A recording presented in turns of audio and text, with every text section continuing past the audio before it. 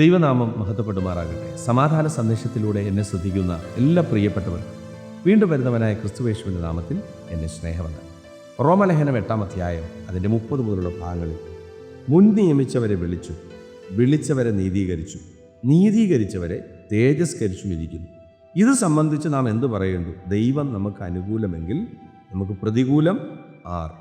വചനം പറയുകയാണ്, ദൈവം മുൻ നിയമിച്ചവരെ വിളിച്ചു, വിളിച്ചവരെ നീതീകരിച്ചു, നീതീകരിച്ചവരെ തേജസ്കരിച്ചു വരിക്കുന്നു.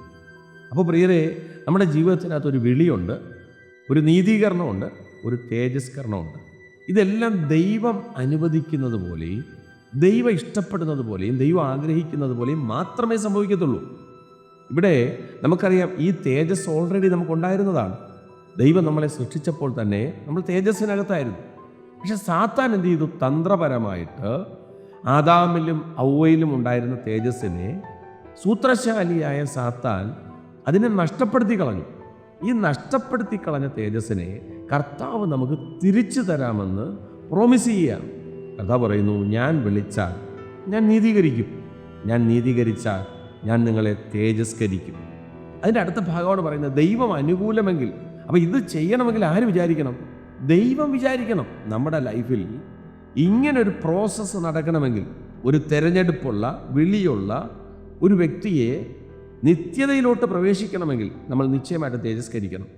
കർത്താവ് പറഞ്ഞു, ഞാൻ നിങ്ങൾക്ക് ഭവനം ഒരുക്കാൻ പോകുന്നു, ഞാൻ പോയി ഭവനം ഒരുക്കിയാൽ ഞാൻ ഇരിക്കുന്നിടത്ത് നിങ്ങളും ഇരിക്കേണ്ടതിന് പിന്നെയും നിങ്ങളുടെ അടുക്കൽ വന്നിട്ട് ഞാൻ നിങ്ങളെ എൻ്റെ അടുക്കൽ ചേർത്തുകൊള്ളും. അത് എല്ലാവരെയും ചേർക്കാൻ പറ്റത്തില്ല. അത് ദൈവം തേജസ്കരിക്കാൻ, ദൈവം നീതീകരിക്കാൻ. ഇതെങ്ങനെയാണ് സംഭവിക്കുന്നത്? ഇത് അർഹതയില്ലാതെ കിട്ടുന്ന ഒരു ദാനമാണ് പ്രിയരെ. അതുകൊണ്ടാണ് പൗലോസ് അടുത്ത ഭാഗത്ത് പറയുന്നത്, ദൈവം അനുകൂലമെങ്കിൽ പ്രതികൂലം ആരാണ്? ഇത് ദൈവത്തിന് മാത്രമേ കഴിയൂ. അതിൻ്റെ അടുത്ത വാക്യത്തിൽ പറയുന്നു, സ്വന്തം പുത്രനെ ആദരിക്കാതെ നമുക്കെല്ലാവർക്കും വേണ്ടി ഏൽപ്പിച്ചു തന്നവൻ അവനോടുകൂടെ സകലവും നമുക്ക് നൽകാതിരിക്കുമോ?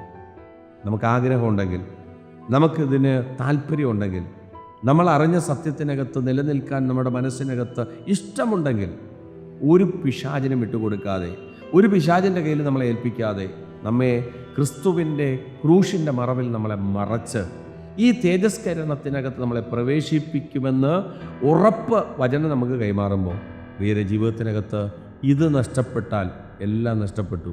എത്ര നാൾ ജീവിച്ചെന്നോ, ഇവിടെ എന്തൊക്കെ ചെയ്തെന്നോ ഒരു പ്രസക്തിയുമില്ല.